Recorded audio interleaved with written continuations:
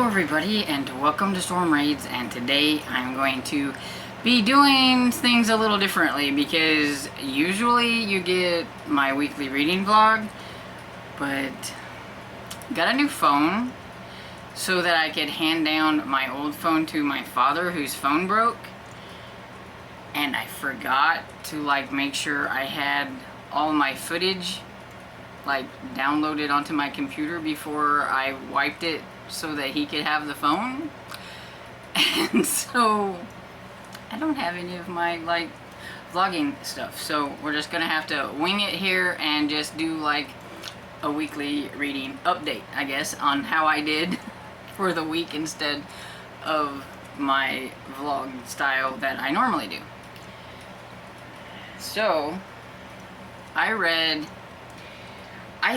going to technically say I read 3 books, and then I listened to a BBC dramatization of Northanger Abbey. I don't really consider it reading the book because it left out a lot of the narrative and stuff, so I don't really feel like I can officially say that I read it, but I will just, say a little bit about what I thought about that, and then it's gonna go back on my classics that I need to read again because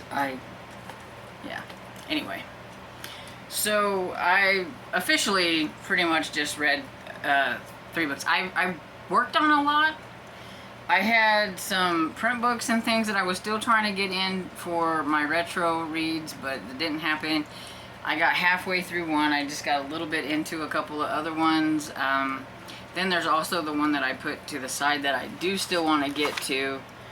But yeah, they're going to have to be things that I kind of work on in between all the other books that I want to get for August and things. And maybe I'll get one done and maybe I won't. But yeah, they're still there. They're still hanging out. They're just not going to be getting read very soon.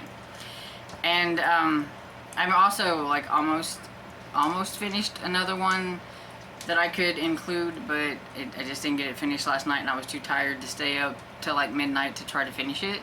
I was like, it's no big deal. So yeah, so 3 books, 3.5, however you want to say it. So I read, and I've already took it back to the library, but I read How to Ride a Dragon Storm by Cressida Cowell. It's the 7th book in the How to Train Your Dragon series, and I thought it was a lot of fun. They're always fun. It's just a really fun series. I always give it 4 stars for the narration because David Tennant is the best narrator ever when it comes to middle grade books. I don't know if he's ever done anything else, but I know he's done some middle grade, and they're really a lot of fun. He does voices very well, and he does a lot of different ones, and it just makes you laugh. And this one, Hiccup and the gang and all the other Vikings in training and stuff, they're having to do a I can't remember what it's called, and I don't have the stuff here to look at. They have to do a swimming competition, and it's the one who wins is the one that comes in last. And so I think it's more like a swimming competition of endurance, who can stay out in the ocean the longest or something like that. You can't have any help or any of that kind of stuff. And while Hiccup and Fishtail and I can't remember the girl's name. I can't remember her name. But they were out there. They end up running into Hiccup's nemesis, Norbert the Nut Job. And they get captured by them, and so officially they're on a boat. They're still out in the middle of the ocean, but they didn't willingly ask for help. They just got on this boat, so that's kind of some of the way they can weasel out of having any kind of help. But anyway, the Norbert's wanting to find America, and he's got them with him. He thinks that they've got something that can help with that, and then there's some polar dragons and just all kinds of adventure that happens, and it's just a lot of fun.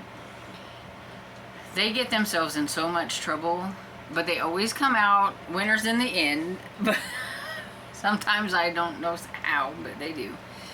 Toothless is always fun, the dragon.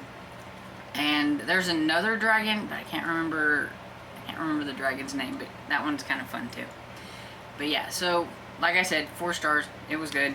And then I read A Perilous Pow by Laura Bradford, which is the second book in the Friend for Hire series, and it was a lot of fun. I'm not a big fan of the main character, Emma. She's a reluctant sleuth, and I understand her being a little bit reluctant about things. I mean, there's a fine line for me. I don't like pushy, gung-ho amateur sleuths, but I don't like ones that when somebody's talking to you about the case, they're like, what?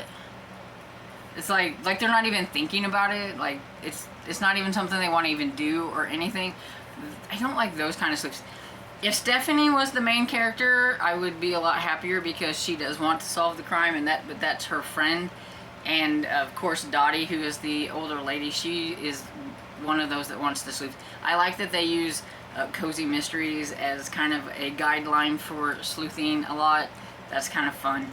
And I really like the side characters like Big Max. So you get some of them, and then in this one it was a new friend for hire that she had. Her name was Kim, and she it's kind of like empty nest syndrome, I guess. Plus the fact that her husband like divorced her for a younger lady, and so she's kind of feeling like she doesn't have a whole lot to give or much to do because her kids are grown and out, and she just feels like she's kind of nothing. So Emma's going to kind of help her, and they were thinking about a bucket list, things that maybe she wants to do, baking, do that kind of stuff.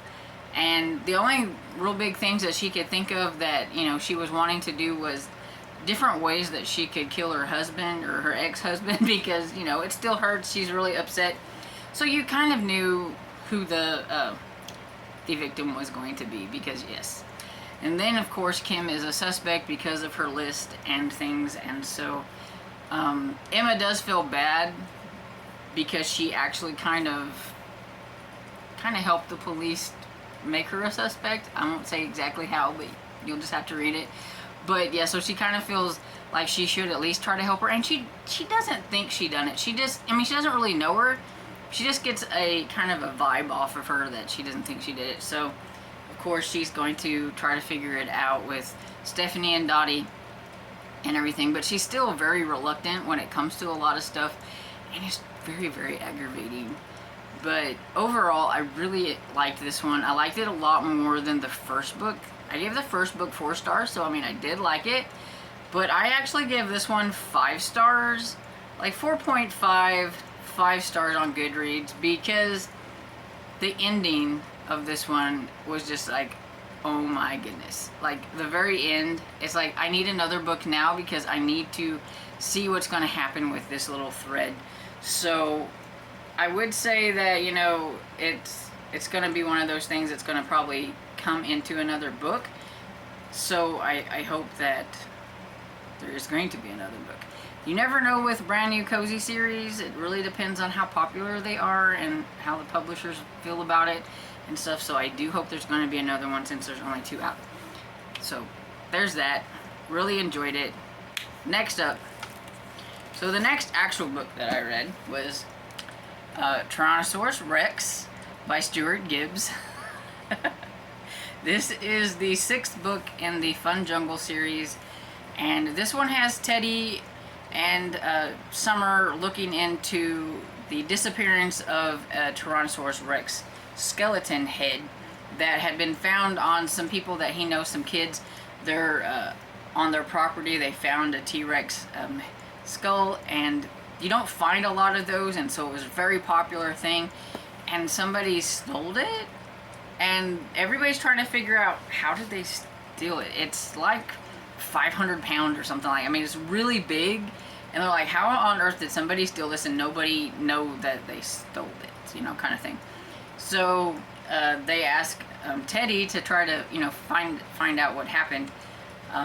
Then there's some other things that are happening. There's some of his kind of like nemesis, the guys that he doesn't like, the kids. They are always causing trouble. They're the bullies in the school. They need his help because their anaconda ate their cat. And he's like, what do you want me to do about it? The cat's dead. The anaconda ate your cat. I mean, I can't, even if he could get the cat out, he's like, I don't think the cat's gonna be alive. So he's like, I don't know what you want me to do, but why on earth do you have an anaconda?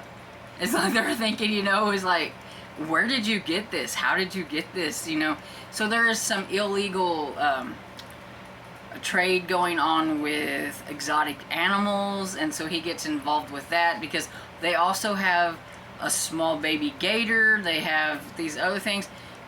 This guy was even gonna sold the kid a cobra.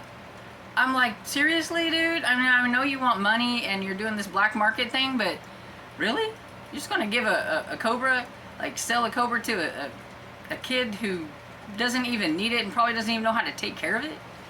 But yeah. But I guess, I mean, if you're smuggling and you don't really care who gets it as long as you get your money. But it was just, that was crazy.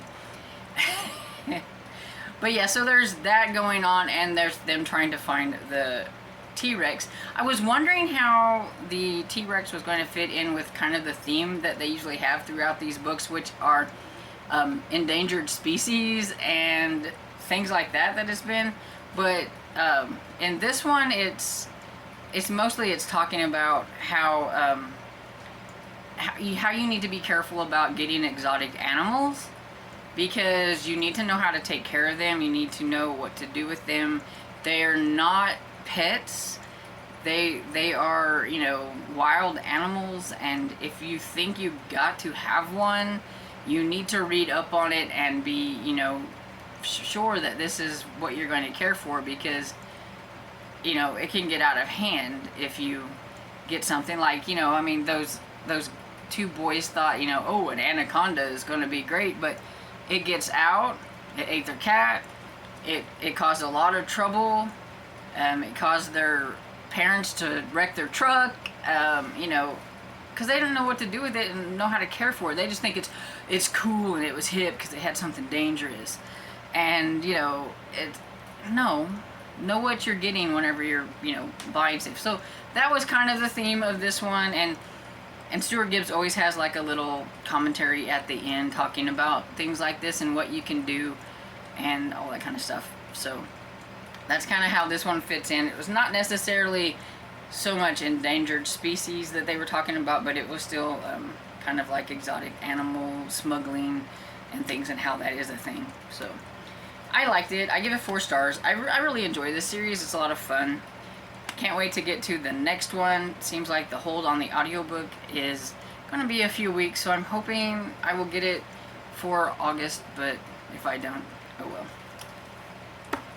There's that. And then there was the dramatization of Northanger Abbey that I listened to. It was the BBC radio program, and I didn't realize whenever I got it to listen to that it was going to take out a lot of the actual like description and narrative of like the story, and it was just mostly dialogue, because I guess I didn't see the radio program part. And by the time I did get to this, it was too late in the month to try it any other way.